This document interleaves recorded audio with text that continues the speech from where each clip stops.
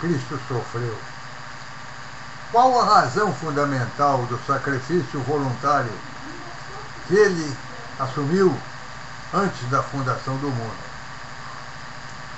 Quando meditamos nesse assunto, embora ganhemos alguma compreensão adicional, fica sempre uma como que lacuna ou insatisfação com o pouco entendimento que possuímos. Isso leva-nos a buscar sempre mais luz sobre o tema. O homem não poderia jamais chegar a ser como é seu Pai Celeste, se não lhe fossem dados os meios para progredir em conhecimento e sabedoria. Sem conhecimento efetivo, real, do bem e do mal, do doce e do amargo, de vida e da morte, da alegria e da tristeza, da felicidade e da infelicidade, enfim, de todas as oposições que compõem e dão entendimento das coisas, o homem não teria condições para entender os atributos de seu Pai Celeste.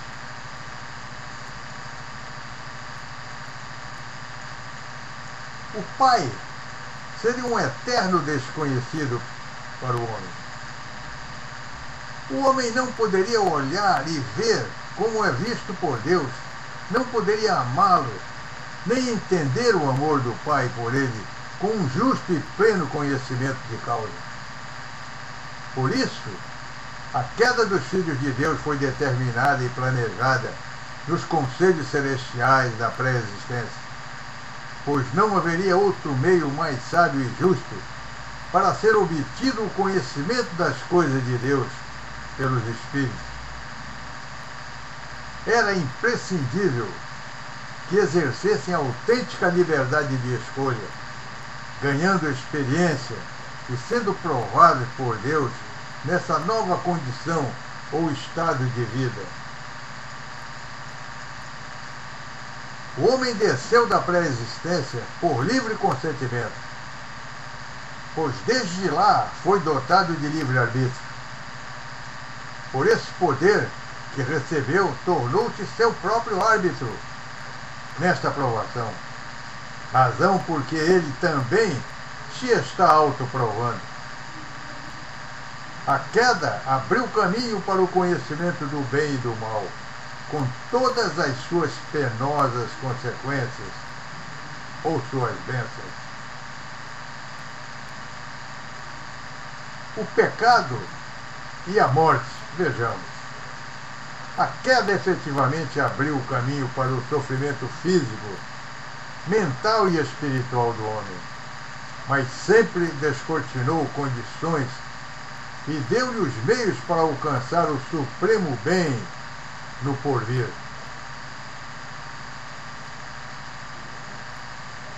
Deus, na pessoa do Filho, por injunções da eterna e imutável justiça, assumiu integralmente a responsabilidade do resgate por todos os pecados que viessem a ser cometidos pela humanidade.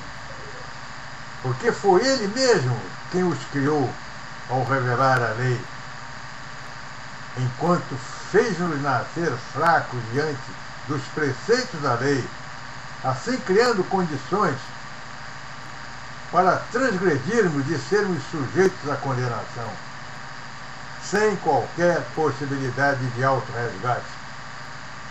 Vejam Mosias 26, 23. Nas revisões mais modernas do livro de Mormon, está escrito: porque fui eu quem criou o homem, em vez de porque fui eu quem os criou. O que trazia a ideia inaceitável para alguns de que Deus tenha criado o pecado. O grande fato é que as transgressões da lei do trânsito foram criadas por quem promulgou a lei. Sem a lei, não há transgressão caracterizada. Não há um salvador, entre aspas, para pagar pelos infratores as transgressões da lei do trânsito, pois os homens não foram feitos fracos diante dela. Se transgredirem, devem pagar por si mesmos, em multas e até mesmo por cassação da habilitação. No meu entendimento, ambas as versões em Mosia 26 e 23 são apropriadas. A correta interpretação dependerá da perspectiva em que nos colocarmos para entender a mensagem. O homem peca porque a lei é justa, austera e rigorosa, e ele foi feito fraco diante dela. Por isso, tornou-se a voluntária e intransferível responsabilidade de Deus, diante da lei eterna, fazer o que segue. Ele mesmo teria que descer para salvar-nos a todos dos castigos pelas violações cometidas contra os mandamentos da lei, mas deixou-nos a liberdade de não aceitar como indivíduos a graça maior que nos oferece. Vejam em João 1. João 1, 1 a 8.